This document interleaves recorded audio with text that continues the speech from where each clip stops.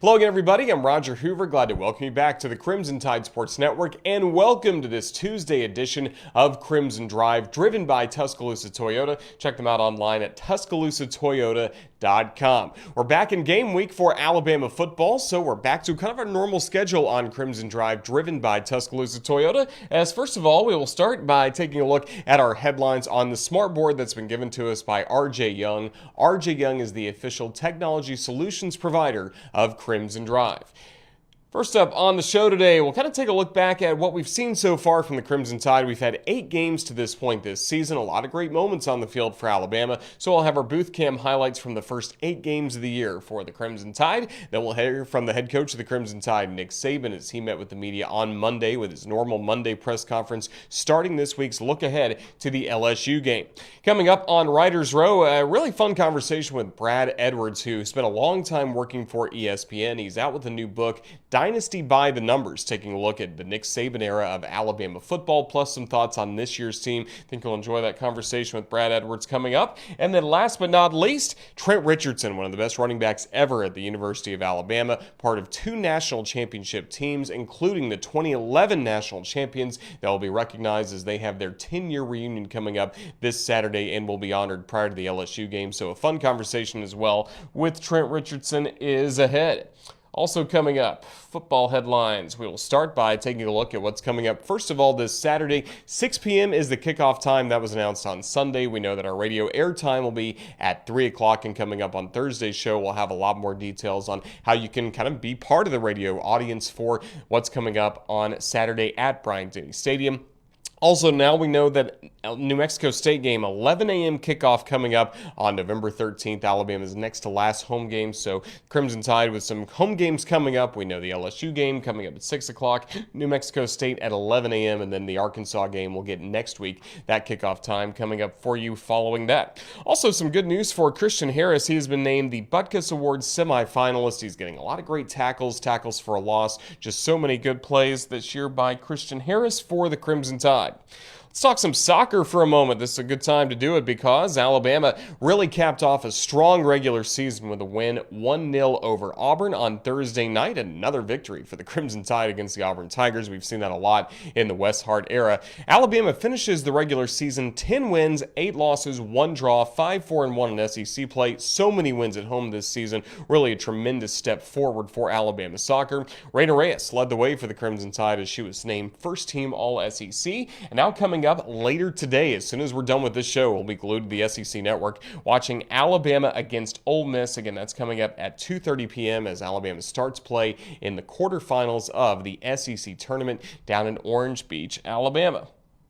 Also, some other news around Crimson Tide athletics. Great news for the swimming team as Ryan White, we saw her compete at the Tokyo Olympics this summer. She has been named to the U.S. Swimming World Championship squad, so congratulations to Ryan White. Also, Ozzie Quevedo, an assistant coach for the Crimson Tide, will be a staff member for the USA swimming team coming up in the World Championships. Cross country, all the honors rolling in for Alabama cross country. Double-digit All-SEC honors, just tremendous year when you look at Ulid Kipsang on the men's side, Mercy Schellengot on the women's side. Just so many honors coming in for Alabama cross country. Women's basketball, we're getting closer to the exhibition matchup that's coming up on Thursday night as Alabama will take on the University of Alabama at Huntsville, and tip-off is at 6 p.m. No radio or television broadcast for that final tune-up of the year for Christy Curry's team, but do encourage everybody to make it out to Coleman Coliseum.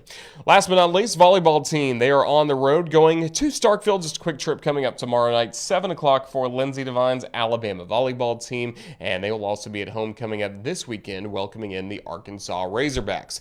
But as we start this Tuesday edition of Crimson Drive, driven by Tuscaloosa Toyota, I want to take one last look back at the first 8 games of the year as we take a look at the booth cam highlights. And again, each and every Saturday for Alabama football, you can enjoy the booth cam presented by Royal Furniture on our Facebook page, also on Twitch, YouTube. We have so many ways that you can interact with the booth cam. So let's take a look back at the highlights from that first 8 games of the year, the booth cam for Alabama football. Good evening, everybody. Welcome to a raucous Bryant-Denny Stadium. 1st and 10, Alabama now. Here's the quarterback. Bryce loads up, looks long, has Jamison behind the defense. See ya! My goodness. 81 yards. That was quick. And for Alabama, painless. 81 yards, second explosive play tonight involving Jameson Williams. Here's the kick by Briggs Bourgeois, taken by Jameson Williams on the run of the 20, 25, 30. He's got one man to beat. It's Bourgeois. He'll beat him down the near sideline. His second kickoff return of the day. Touchdown, Alabama. At his own 19. The snap. Quarterback under pressure. He'll dance around. He'll escape. He'll go to the far side. Taken down by Alabama. And that is going to be the ball game. Wow. Alabama staying with the quarterback and finally putting him down. Goodness gracious. What a day. What a day. What a day. Now it's going to be a 4th down and a yard. 4th and a yard.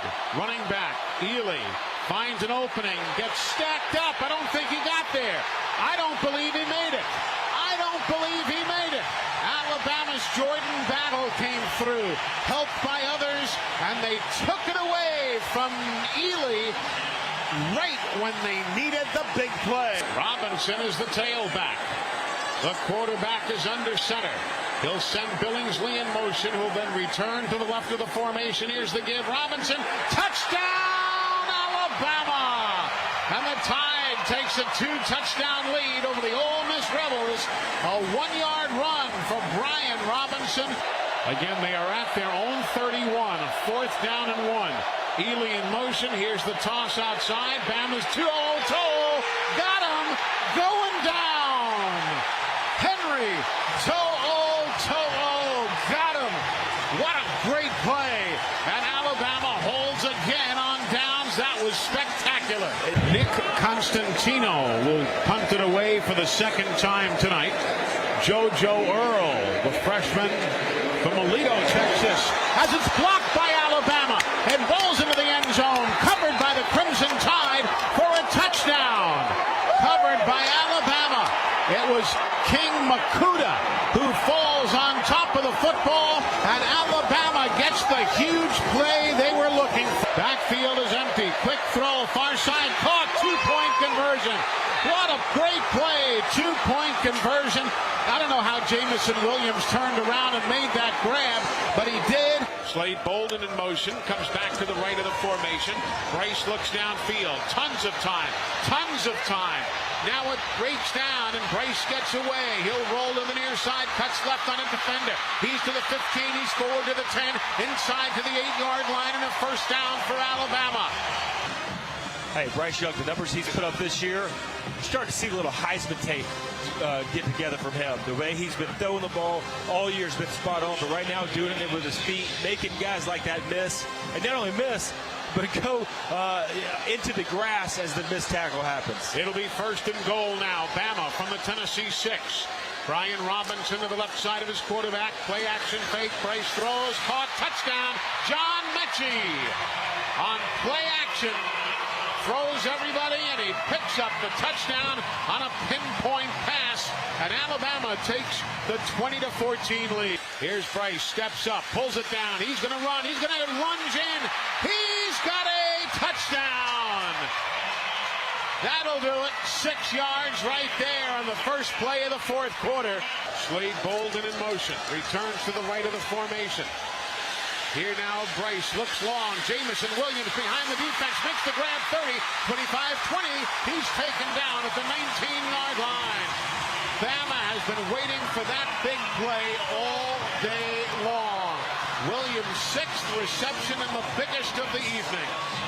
No question about it. Deep post from Jameson Williams. He's running right down the middle of the field, and this time Bryce cuts it loose early, able to put some air under the ball so Jameson can run underneath it and really flip the field. Huge explosive play for Bama. A 66-yard pickup now to give to Robinson. He breaks 3-4 tacklers and goes into the end zone for an Alabama touchdown. 15 yards of hard running for Brian Robinson, and Alabama has taken the lead 37-24. 3rd and goal from a yard away. Defense digs in. Robinson says, you can dig all you want. I'm going over the top of you. Touchdown, Alabama. Touchdown, Alabama. The Crimson Tide on top now. 44-24 with the extra point yet to come. So the 3rd and 9.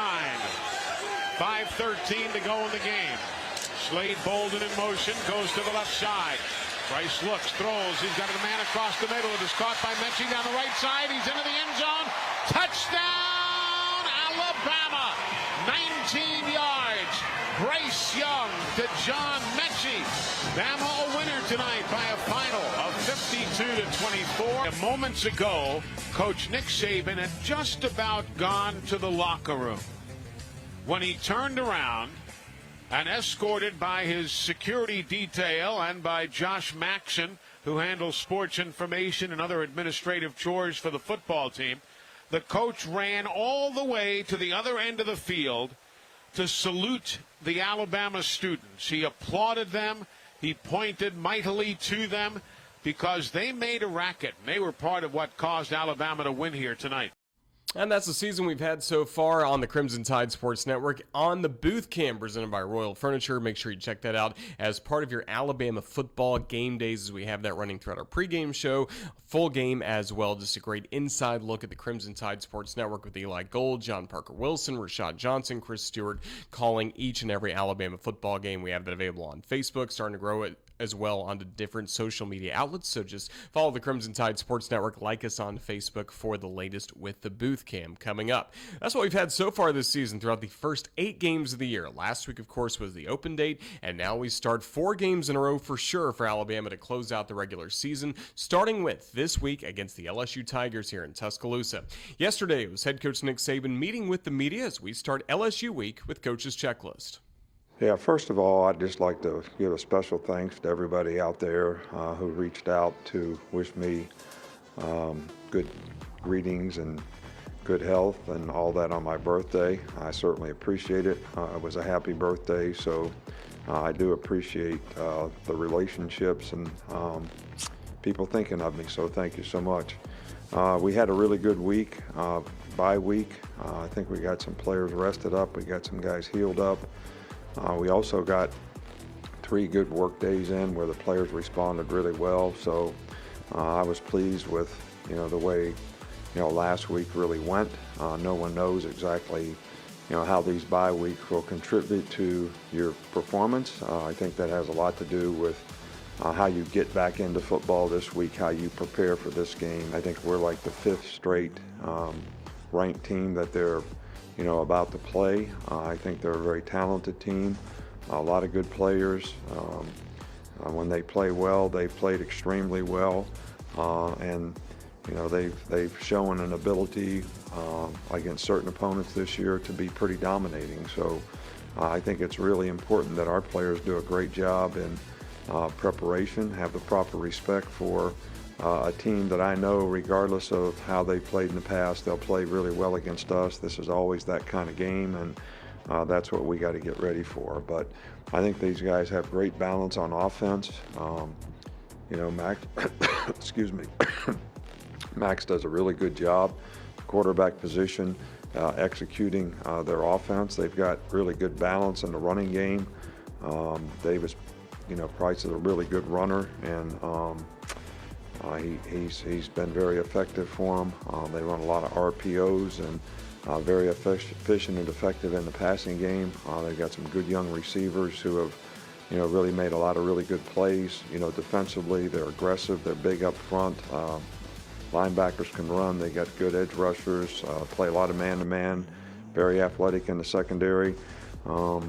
And as always, they've got really good specialists, really good team speed, and really good special teams. So this is a really good team, and I think our players really need to get ready for what's always a very physical, football game. Bryce is a really competitive guy who really works hard, and he wants to get it right. He's always, works hard at preparing the right way. He's a pretty consistent performer in practice each and every day. Uses every opportunity to try to get better. So Never been disappointed in the way he played from the first game, right up until now.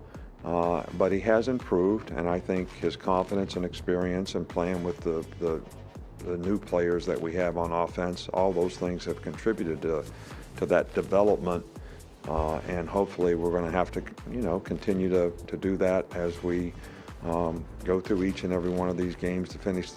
Head coach Nick Saban looking ahead to Alabama against LSU this Saturday at Bryant-Denny Stadium. Somebody that's able to look back. Coach Saban doesn't like to reflect on all the championships and all the games that he's won at Alabama, but Brad Edwards, who spent a long time at ESPN, is out with a new book called Dynasty by the Numbers, and he is willing to look back at the history of the Nick Saban era that's included 6 national championships and really detail why Alabama has been so dominant in the Saban era. Not just so many more national championships than other schools, but also just the number of wins, the number of dominance stats you can keep about how Alabama has been throughout this era. Brad Edwards has a great book detailing that, and he was kind enough to join us this week on Crimson Drive to talk about not only his book, but also we start with talking about the Crimson Tide so far in 2021. Brad, roll tide. It's great to see you. How's everything going? Roll Tide. Yeah, it was fun bye week. Maybe are we supposed to call it idle week? I know in the media world there's a lot of debate about that. Some people get really upset when you call it an idle week because obviously the team is not idle. I'm sure they will be the first ones to tell you that they've been working hard. But it was nice to have a weekend with no Alabama game. So like a lot of people, got stuff done around the house and ready for another big week and a big final month of this regular season.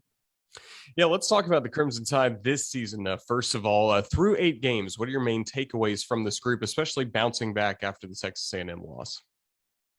Yeah, I think that there are a lot of positive signs, not just since the A&M loss, but I think even if you go back to the Florida game, which I think was the first sign that there might be something not quite right, especially on the defensive side of the ball. I know it was alarming to see Florida run for 240 something yards or whatever it was that day.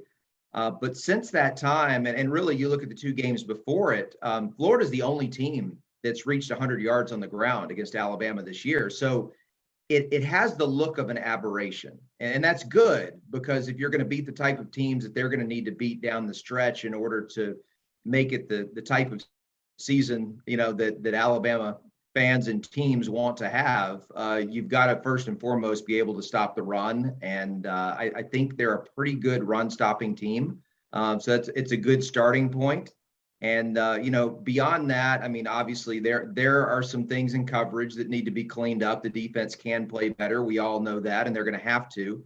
But on the offensive side of the ball, it's hard not to be incredibly impressed with Bryce Young and what you've seen out of him. And I know expectations were high, but even with those expectations, I think it's fair to say that he's outperformed what a lot of people expected from him. That his composure, his ability to keep his eyes downfield and to move behind the line.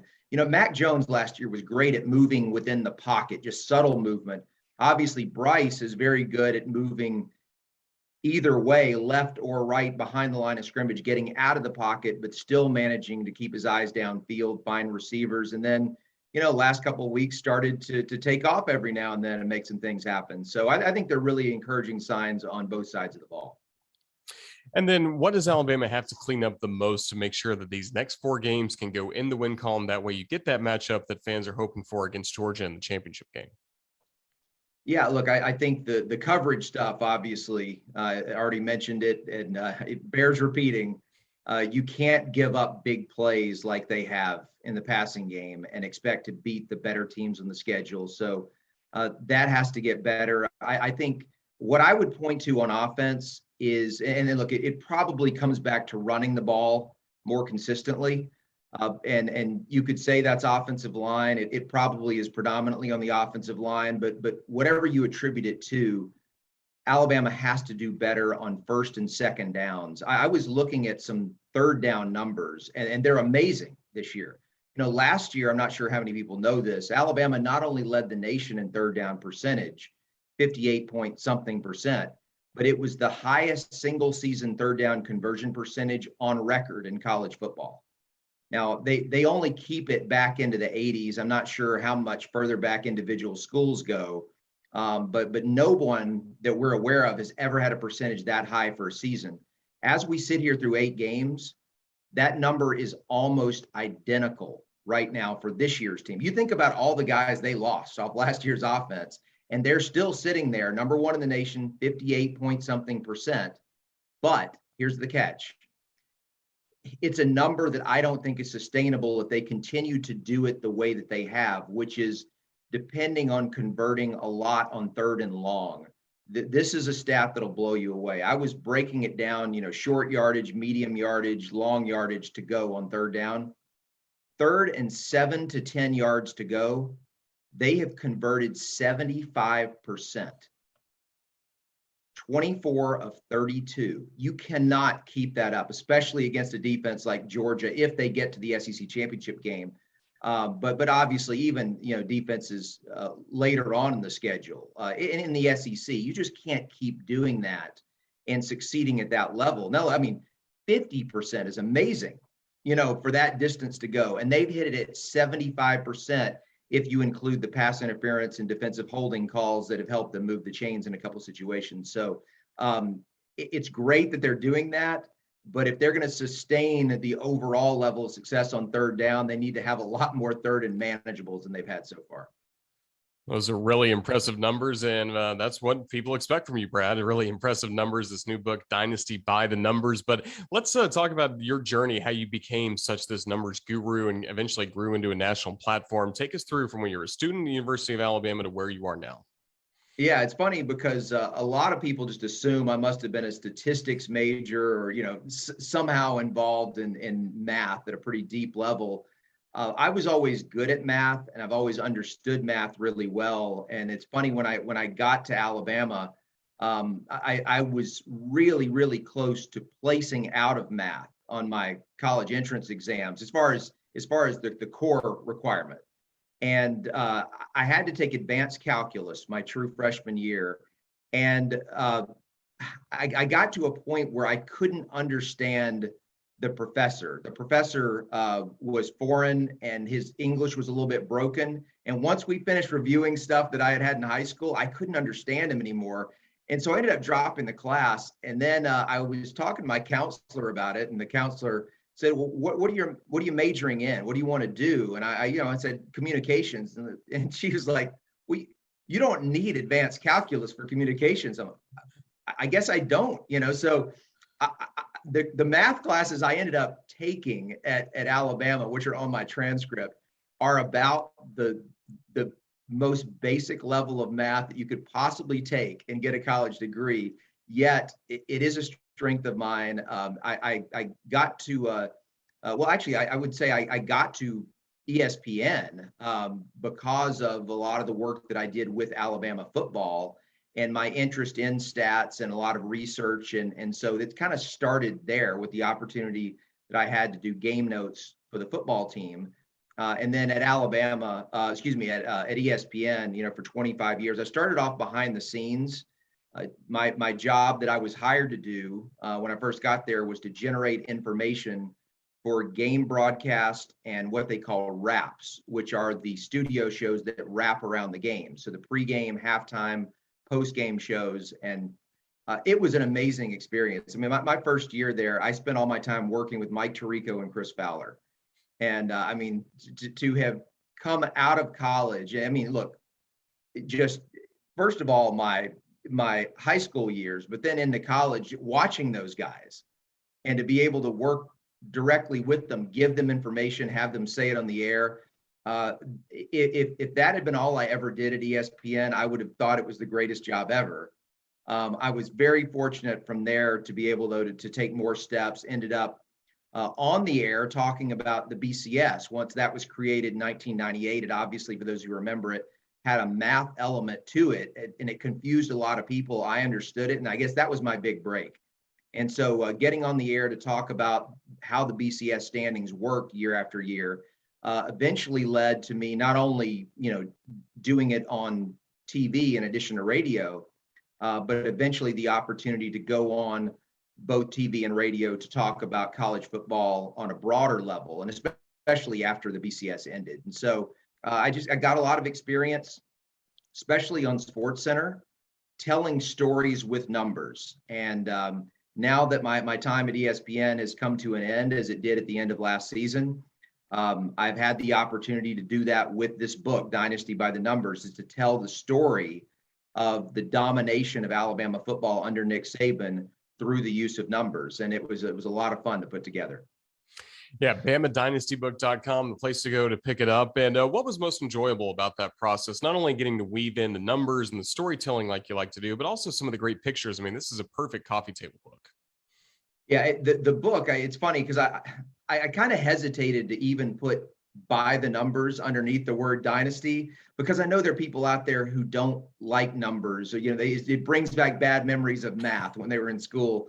But I think even if you don't care about the numbers, first of all, it's easy to digest because it's not just a bunch of numbers, that are just right there in your face. Or I guess the best way to describe it is that we're not asking you to do math. You're not having to do any calculations, not even basic addition or subtraction. The numbers are there for you, but a lot of it is in the form of charts and graphs where you can very quickly look at the page and be able to digest what's going on. And most of these are showing you how big the gap is between Alabama and everybody else in college football. And so it was a lot of fun to be able to do that, and especially with it being my alma mater. I mean, look, given what I did at ESPN, if I had gone to school somewhere else, I would have still seen the opportunity to write a book on Alabama football within this vein, because there's just so much there. And in the process of putting it all together, I mean, my goal was not to prove or show that Alabama has been the best team in the country over this span, because Auburn fans will admit that. I mean, anyone who watches college football, I mean, it's obvious you win 6 national titles in 12 years. Who can argue against that? But what I wanted to show was how much better Alabama's been than everyone else in the sport. And in the process of doing it, as someone who spent a lot of time working on college football's 150th anniversary for ESPN 2 years ago, I was very well aware of the other great dynasties in the history of the sport and what they had done. And as I put all this information together, it occurred to me, no one has ever done this for this long. You might be able to find a few schools, take their best 6 or 7 year stretch, put it up against Alabama's best 6 or 7 year stretch and say, okay, there's an argument there. But you get up to 10 years or more, nobody has ever done anything at this level for that long. And that's what I want fans to get from this book. Whether you register all that at the moment that you first open it, or whether it's 10, 15 years from now when you take it off the shelf, I want people to be able to appreciate what they've been watching for the last 13, 14 years, because it's not supposed to happen. All the rules in college football are created to make more parity in the sport. They're created to keep a few teams from being so much better than everyone else, and especially one team from being able to do it. And yet that's exactly what's happened. And it's human nature to watch it over and over like we have and just expect it to happen, but it's not supposed to happen. And I hope at least someday we can all appreciate the greatness of what we've been watching. What's it been like for you to come back to Alabama, back to Tuscaloosa, and get to talk to fans about the book? You've had a lot of signings. I know you have still a lot of events coming up before the holidays as well. Yeah, it was. It's been a lot of fun to go back to campus and look. I mean, I graduated ESPN, so it's not like I hadn't seen the campus, but anyone around my age or older knows how much the area. It's not just the campus, but Tuscaloosa itself has changed over that time. And so every time I go back, and it's been a few years, like it's always, eye-opening to see all the new buildings that have popped up and new things like that. The bridge, that's now coming into campus by the Coliseum and all that. Like this just, some of this stuff just blows you away. And what I got the opportunity to do back in early October, one of the games I came in for was the Ole Miss game.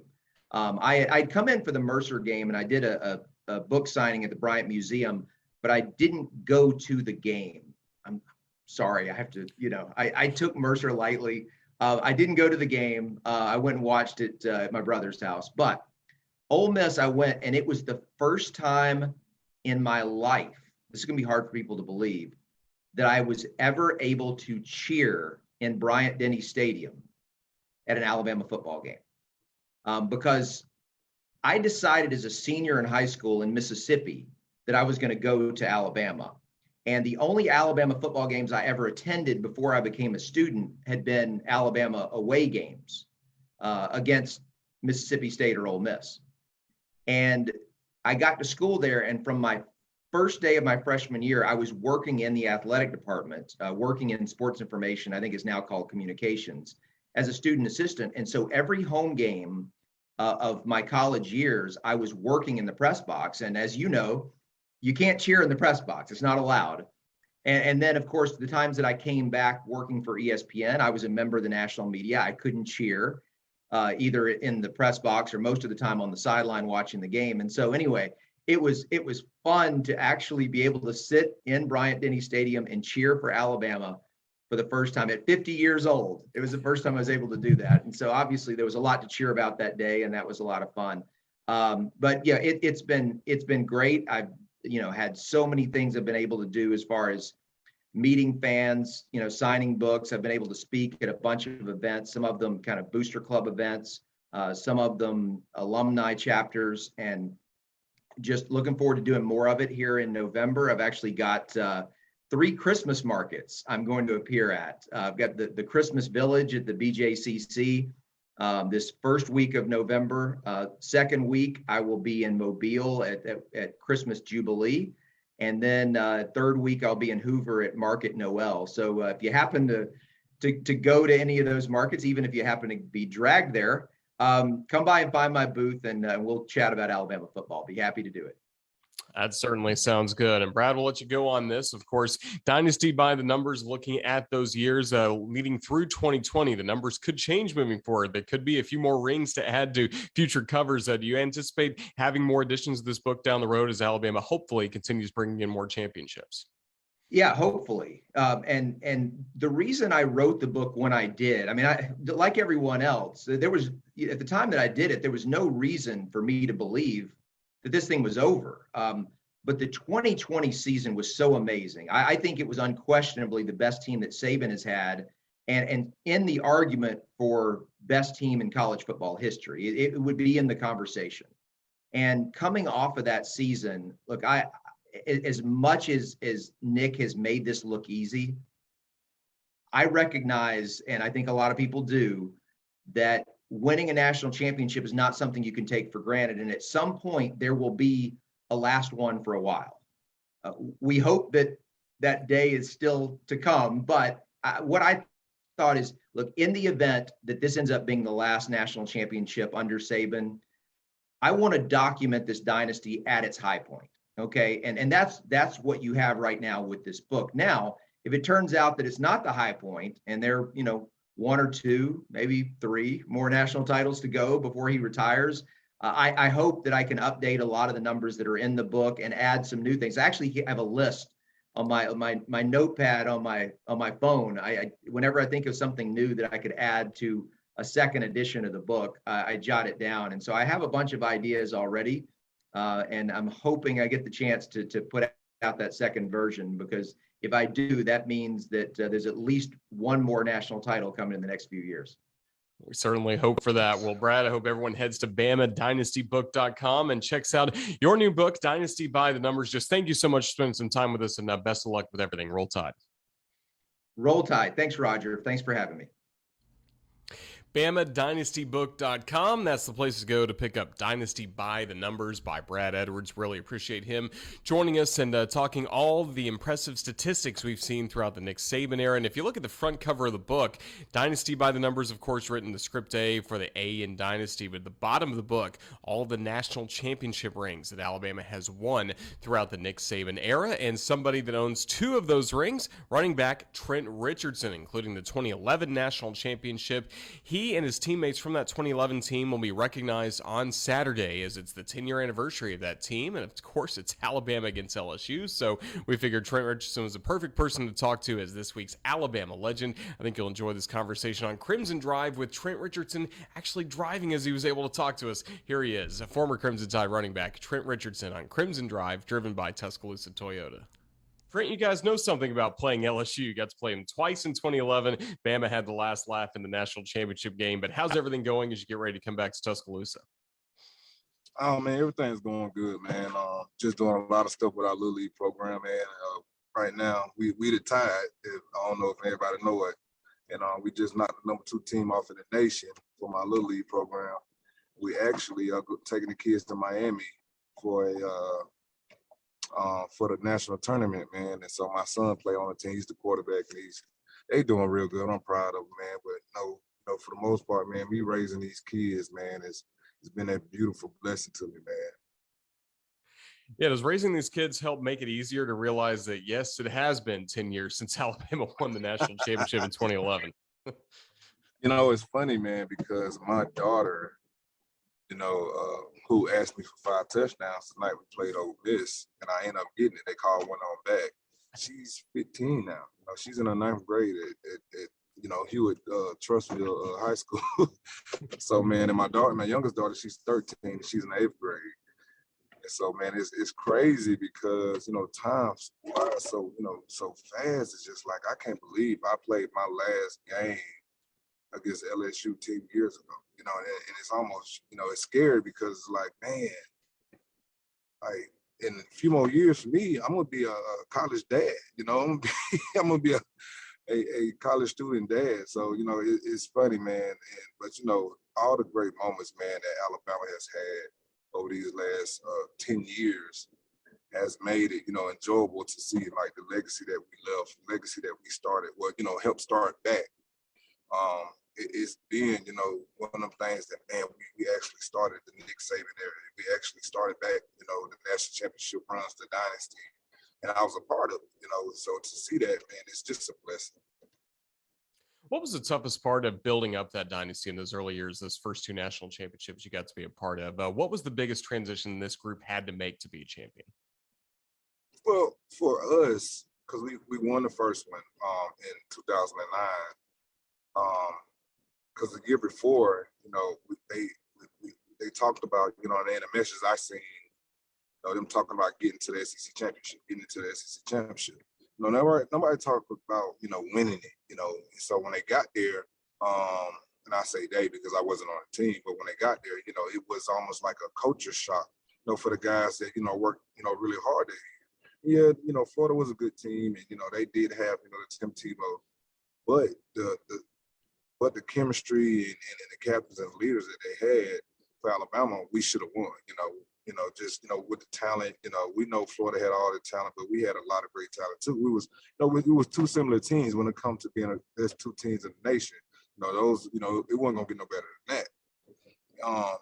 But the next year when we won it, we had more experience. We had guys that was leaders. We had guys that, who wanted it. Who wanted to change the face, of college football. We had, guys who, who worked really hard. And so the next year, we didn't have those guys anymore who led us. We didn't have that, that team captain like Rolando McClain or Terrence Cody or Javier Arenas that would just go in there and just let us have it on the Thursday night, on the Thursday meetings before practice, players only meetings, no coaches allowed. And Rolando would just let us have it, man, and talk about the week, how he felt about it, and that's one thing I kind of took upon myself when Rolando left to be that guy, but to be the guy that's, second in line, it was kind of harder for me. But, a lot of guys respected what I said my sophomore year, but it wasn't, the same touch as, having those guys' voices that, was been there for years, that, went through the process of, not having the team that everybody thought they was going to be, or, and then fighting to get to be that team. And so the next year when we won the second one, that's all I would do. Like I would, assess the meeting as in, hey, look, And it'll be the first thing I always say. At the end of the day, y'all know how I feel. Can't nobody mess with us unless we beat ourselves. And that's how I kind of led the meetings. And I don't care who line up, and who they got across them. Shit, I mean, shoot. At the end of the day, they just don't have what we have. And I know, like I would tell guys all the time, man, we won national championships in a camp. We won national championships. We won our games, that Tuesday and Wednesday, we already have won our games. I know how practice we are. I know how hard we practice, and I know, how much we put into our practice. Like Nick used to be on us, man. I know he's more laid back now. Those guys that they're enjoying the process of having the older coach, the coach that's kind of, I don't want to say feeding everybody ego, but he got to treat everybody different because it's a different millennium. I mean, we was a different millennium from the 1992 team, and they was different from the 19th. Every century, every decade, still, we had 3 days. We had real hard 2 days. We had those 110s, man. I remember we ran 32 110s one time. That's how I knew we were gonna win that championship because ain't nobody else running 32 110s in 15 seconds. And in the NCAA. and one thing about it, man, we were just so much of a family. Nobody could break us up unless it was us. And so that's how I knew we was gonna win. It was, everybody was, messed up. They was, didn't want to let people down. Everybody had a job to do. But you didn't want to let your family member, your brother down, man. And that's, one thing we took in as a family, to be a national championship dynasty. It's easy for people to forget about now that we've had the playoff for so long, but in the BCS era, if you lost a regular season game, especially in your own division, that's usually it. You don't get a second chance to be in the national championship game. You guys, though, got that second chance after losing to LSU and Tuscaloosa, got to play them in New Orleans. Just how motivated were you guys leading into that ball game? And obviously we saw the results, 21-0 win for Alabama. Well, we knew, going into the year, what this year, what it was for us, because man, they forget that we had a tornado. We lost and before the tornado, we lost a teammate. A teammate who had passed, that had just transferred from Tennessee. We was already riding off that, and then we lost a teammate, his Tinker girlfriend, that was real close to a lot of the guys who did a lot of FCA together. That tornado that we had, man, we lost a lot of people in Tuscaloosa, and just around Alabama, anyways, man. So this meant a lot to us before the season even started. And starting in that spring, so it was crazy because when we talk about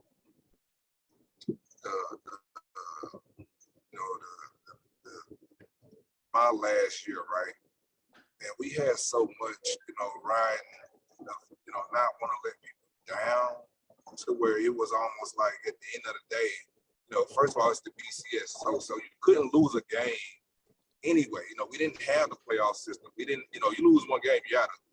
And it was so crazy that Coach Saban's face was so, he was so big with faith, man, that when we lost, it wasn't no, you should have did this, you should have did that. He took it upon himself, like, man, I let you guys down. And all the coaches took it like that. But when we went back and watched the film, man, we left so much football out there. And it was so crazy that we knew what type of team we was. And we played some of the sloppiest football that night. It was a great game. Don't get me wrong. It was a great game, but we left a lot of football out there. I mean, when you look back at the national championship, and it's crazy that I say this, and I know a lot of people don't know this, but both national championship teams that I played for left a lot of football out there on that national championship night. So, and I hate to keep going back, but you go back to 2009, we wasn't expecting Colt McCoy not to be playing. We wasn't ready for a quarterback that's going to stand in the pocket. Colt was, he was moving around. He was running that shotgun. And, he was doing more, on his feet too, because Colt can run. So we wasn't expecting to knock them out the first quarter. So we wasn't ready for was it Blaine Gabbert? Gilbert, yeah. Gilbert. Yeah, we wasn't ready for him. And I played with Gilbert because we was in the same All-American game together. And I knew he could throw. But we didn't prepare for him. And so we left a lot of football out there with that. And so when we go back to 2011, fast forward back to 2011, the game plan we had, man, we just went to the national championship, man. We just went into it. It's like, man, we let this one get away. Like, we shot ourselves in the foot. I mean, we get down to the red zone 3 or 4 times. We don't even get 5 times. We don't even, but it was 4 times we don't even get field goals out of them. Or, we don't, convert in a red zone. And that's not us. That's what the football was playing. And it made me even mad because they kept taking me out of the red zone. I'm like, why y'all taking me out? I'm not tired. That's the type of game you don't even get tired. And I know we had a great running back behind me. And we usually don't say behind me, but beside me, with Eddie Lacy.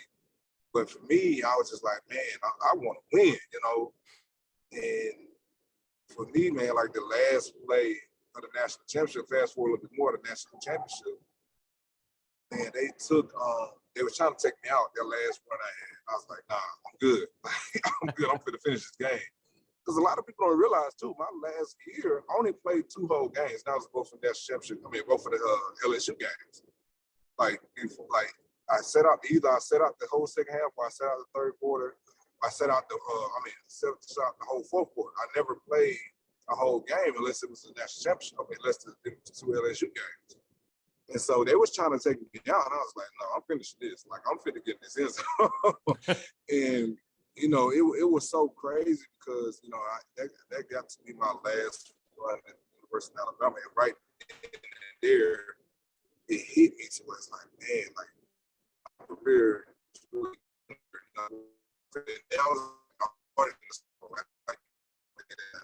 I was happy with it.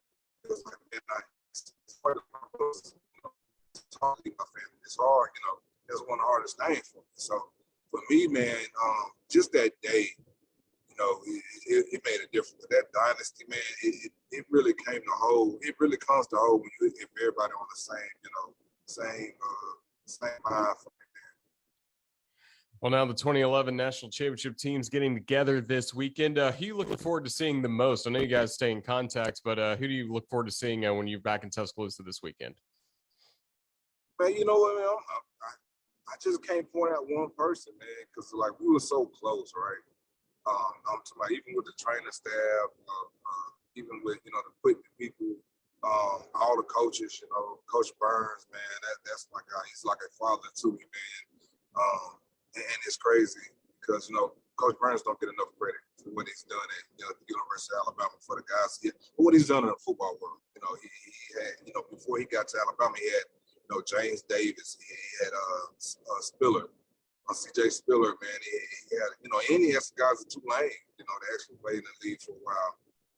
But with Mark, with Glenn Coffey, starting with Glenn Coffey, with Mark Ingram, with Rob Church, even Terry Grant, those guys that was there for me, or the guys that was there when I was there, with me, with Eddie Lacy, you got Kenyon Drake, you got TJ Hill. He done had so many guys. You got Derrick Henry, Josh Jacobs, Big Bo Scarborough. I can keep going, for the guys that he just put in the lead and, guys that, made a big impact at the University of Alabama. Even with Robinson right now, the way he's running, he was underneath Coach Burns too, with Brian Robinson. And I respect that kid a lot, man. He's one of those guys.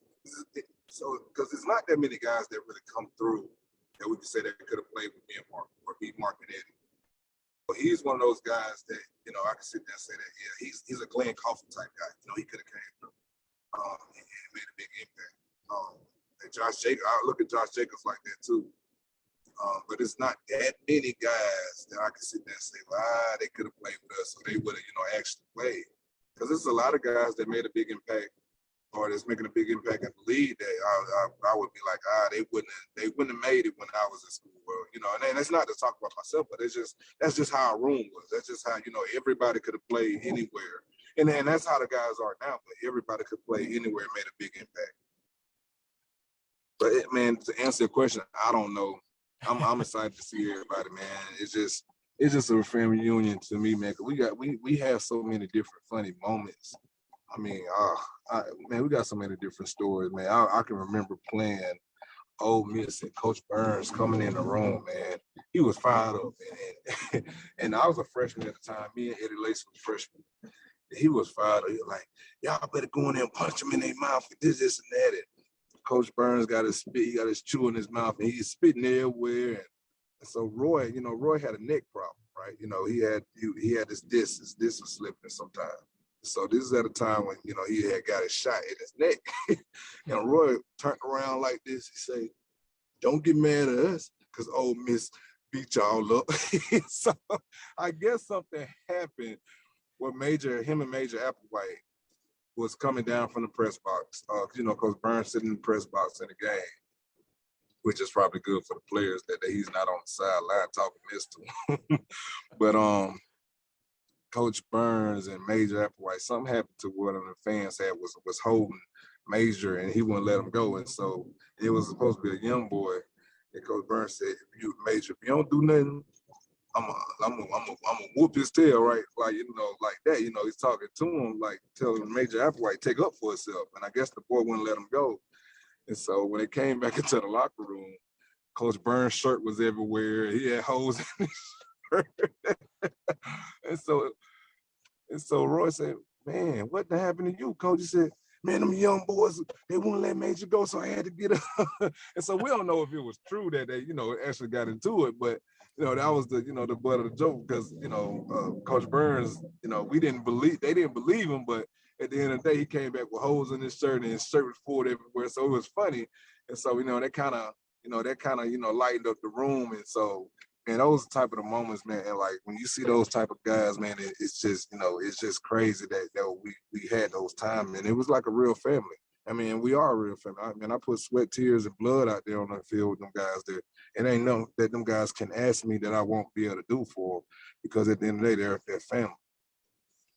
One of the best to ever do it, Trent. Just thank you so much for spending some time with us here on the network. Can't wait to see you and all the rest of the 2011 team get honored on Saturday against LSU. Just best of luck with everything you've got coming up, and thank you for joining us again. Roll Tide. Yes, sir. Roll Tide, man. Anytime y'all need me, I'm here. What a fun conversation with Trent Richardson as he's driving around town. We were able to have a great conversation about his time at Alabama and also what he thinks about the Tide this season. Can't wait to see him back along with Mark Barron. They'll be the honorary captains for the ballgame coming up on Saturday. And the 2011 national champion Alabama Crimson Tide will be honored before the game. So make sure you get to Bryant-Denny Stadium early to make sure you see that with Coach Saban and all of those great players, including Trent Richardson, coming up before Alabama against LSU. It's going to wrap up this edition of Crimson Drive, driven by Tuscaloosa Toyota, but I do want to remind you we'll be coming right back 2 p.m. Central coming up on Thursday for a full preview of Alabama against LSU, as we'll have a Hey Coach preview with Eli Gold. We'll be talking with the radio broadcaster for the LSU Tigers, Chris Blair, for the other booth, and we're hopeful we'll still have a conversation coming up with Alabama men's basketball assistant coach Brian Hodgson, looking at all the recruiting wins Alabama's had recently, plus a preview of what's coming up this season for Nate Oates and the Crimson Tide men's basketball team. Special thanks again to Trent Richardson, Brad Edwards for joining us. Thanks as well to our Facebook Live producer, Ethan Carabin, for putting the show together. And for everyone with Crimson Tide Sports Network, this is Roger Hoover saying thank you for watching this edition of Crimson Drive, driven by Tuscaloosa Toyota. Roll Tide, everyone. We'll see you Thursday.